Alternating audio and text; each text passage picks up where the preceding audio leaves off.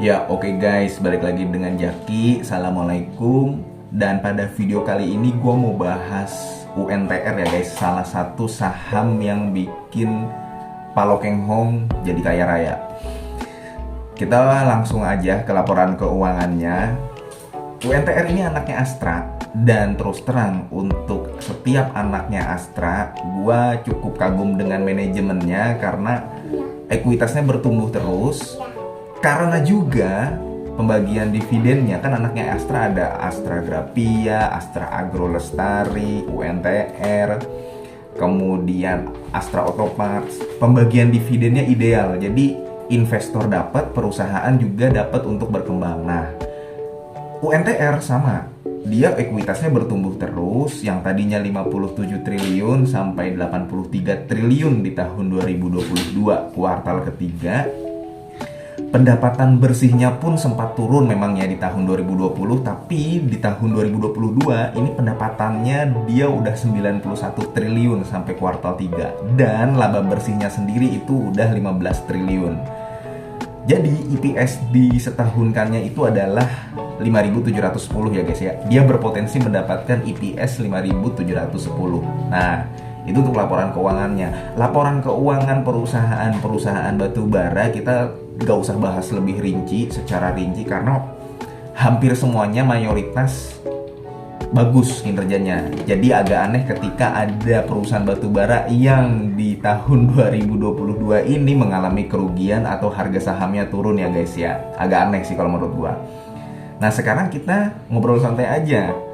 Kira-kira potensi harga saham UNTR ini ke depannya bagaimana? Sebenarnya kalau lu baca di media sosial, lu lihat YouTube, ada banyak cara menentukan harga murah, harga wajar, kemudian best buy-nya, resikonya bagaimana. Nah, kita coba bedah ya guys ya. Kita lihat valuasinya dulu.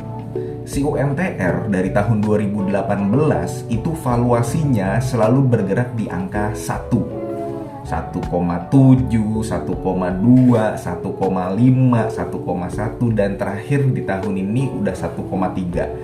Secara PBV murah, secara PER dia juga paling mahal ya di tahun 2020 dan saat ini PER-nya udah 5,4. Ya kalau lu lihat di RTI mungkin 5,3 ya guys ya. Tapi kalau hitungan gue ya 5,4, beda dikit lah walaupun mungkin gue yang salah.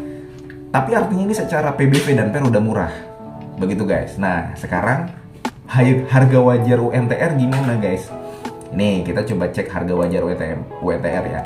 Kalau lu pakai teorinya Benjamin Graham, lu akan menemukan harga saham UNTR ini di angka 54.000 guys. Dan mungkin kalau misalkan lu melihat di postingan-postingan orang-orang yang lebih ahli daripada gua, banyak yang mengatakan bahwa harga wajar UNTR ini memang di angka 50.000 lebih. Nah, itu harga wajar. Ya. Permasalahannya adalah di harga berapa kita harus membeli, guys, begitu. Nah, biasanya kalau misalkan saham-saham siklikal begini, saham-saham kayak batubara, ya lu tinggal kurangin MOS-nya aja, margin of safety-nya. Kalau misalkan harga perusahaan batubara kayak begini yang beresiko tinggi, ini kan kita nggak tahu ya batubara ini mau sampai kapan. Apakah di akhir tahun 2022 nanti udah mulai turun harga batubaranya? Apakah di tahun 2023 itu udah mulai pada turun? Kita nggak tahu, makanya MOS-nya harus kita gedein. Dan menurut gua best buy dari si UNTR ini adalah di diskon 50% aja. 54.706. Ini kan gue dapat harga wajar berdasarkan teori yang gue dapat dari Benjamin Graham itu adalah 54.706 ya harga wajarnya. Nah, kita best buy-nya sebaiknya membeli di harga berapa? Ya, dibagi dua aja 50%. 27.000. Artinya kalau sekarang harganya 31.275 per hari ini kan bursa masih tutup nih hari Minggu. 31.275. Ya, menurut gue bukan di angka best buy-nya karena dia sudah selisih 10% lebih kan. Dari 27.000 sampai 31.000 itu kan udah 10% lebih. Jadi udah bukan di angka best buy-nya. Kalau misalkan lu mau beli di harga 31.275, ya resikonya makin besar. Kayak begitu. Apakah masih layak untuk dibeli? Ya kalau secara kinerja mah layak untuk dibeli UNTR ini. Itu kalau dilihat dari teori harga wajar dikurangi mouse-nya. Diam dulu.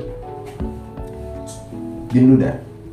Nah, sekarang kita melihat dari potensi dividen yang dibagikan, guys.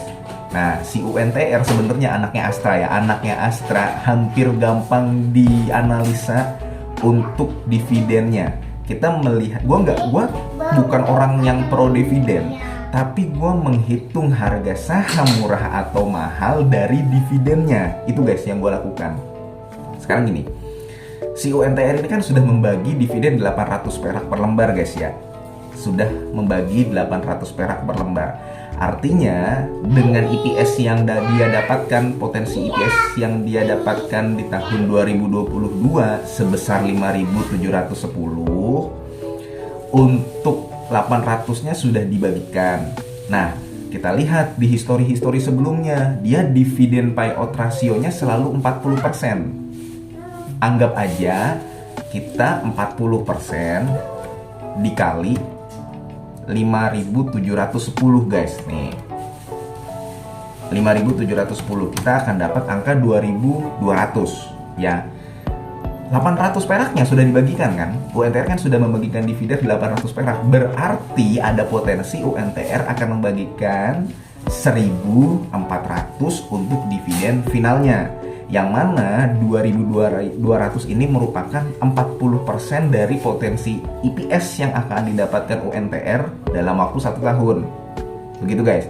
Nah, sekarang gua tanya balik ke lo. Menurut lo, ketika nanti kita menunggu harga dividen yang akan dibagikan oleh UNTR sebesar 1.400 yakni dividen finalnya, apakah harga 31.000 saat ini merupakan harga yang murah atau yang mahal? Begitu guys. Kalau gua nggak akan masuk di harga UNTR yang sekarang. Perusahaannya bagus, tapi harga sahamnya untuk saat ini sudah tidak masuk kalau bagi gua. Kalau lu punya hitungan sendiri silahkan. Nah, kenapa? Coba aja misalkan nanti ada pengumuman dividen. UNTR akan membagikan dividen 1.400 per lembar dengan harga 3.100. Kira-kira harga sahamnya akan turun atau akan naik? Kayak begitu guys. Kita bandingkan dengan ITMG. ITMG ketika ada pengumuman harga sahamnya 4.100 per lembar, harga sahamnya 41.000 dengan dividen 4.100. Kira-kira tadi kemarin naik atau enggak? Sempat naik 45.000, tapi turun lagi. Pada video sebelumnya gue udah bilang bahwa gue udah menganalisa bahwa untuk ITMG itu hampir sulit untuk masuk ke 50.000. Begitu guys. Karena kenapa? 10%-nya dari untuk ITMG sendiri harga dividen yang dibagikan itu 4.100 dikali 10 ya udah 41.000. Berarti dividen yieldnya 10%-nya ketika harga sahamnya 40.000 atau 41.000. Semakin dia ke 45.000 atau lebih tinggi, dividen yieldnya kan berarti semakin kecil. Begitu guys.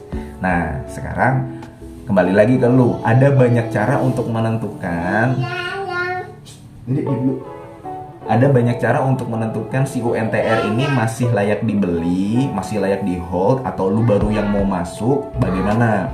Ya kalau bagi gua yang mau masuk UNTR ini, untuk sahamnya ya guys ya, dilihat dari PBV-nya nggak ada masalah, dilihat dari PER-nya mungkin dia juga udah termasuk murah, PBV-nya mungkin lebih murah daripada perusahaan batubara yang lain, walaupun UNTR ini juga ada penjualan alat berat. Tapi kalau dilihat dari Benjamin Graham teorinya, kemudian dilihat dari potensi yang dividen mungkin akan dibagikan di tahun depan sebagai dividen final 1.400, ya gue menilai bahwa si UNTR ini sudah cukup mahal. Begitu guys. Jadi karena memang teori-teori yang kita dapat itu nggak bisa diterapkan di pasar modal atau ketika market itu. Sekarang lu lihat aja, kemarin perusahaan-perusahaan semen, SMGR, INTP, SMBR udah naik tinggi. Bahkan INTP itu kalau gua nggak salah dia dari harga 9.100 per lembar jadi 10.400.